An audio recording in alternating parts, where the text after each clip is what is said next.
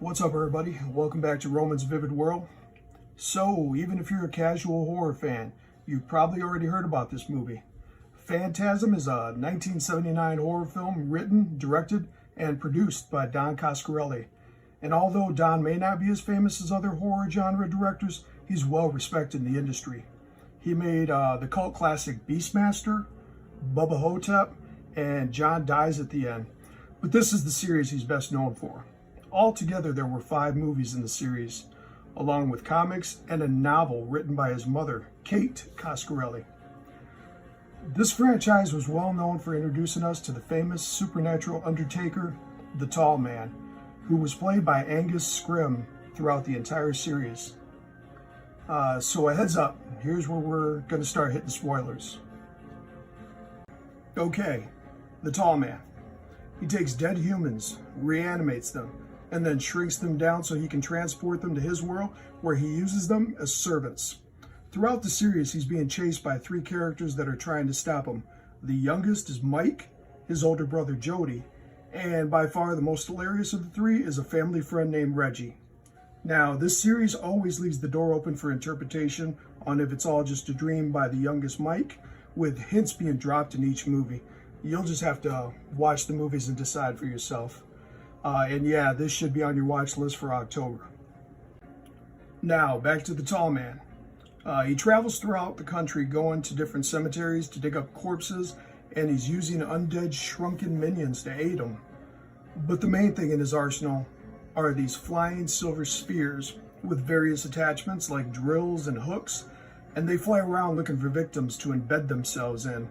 They have a distinct sound, and when they're flying around, the camera shows its point of view, which makes the viewer feel like you're inside the sphere. Now, there's one thing in this movie that I absolutely love, and it's the car that belongs to the older brother Jody.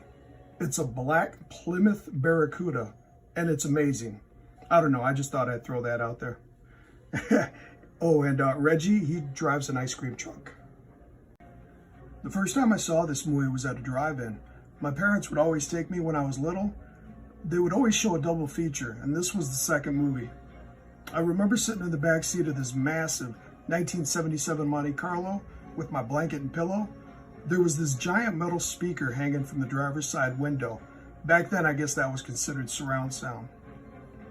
Now, Angus Scrimm, the Tall Man, unfortunately passed away in 2016, and it was shortly after finishing the 5th and final movie in the series.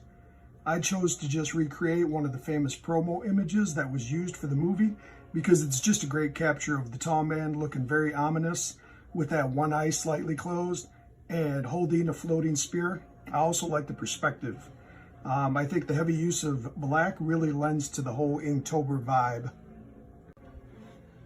As with each Inktober painting, I'm using Speedball super black ink, acrylic paint brushes, and Pigma Micron pens. My surface is 11 by 17 Bristol Board.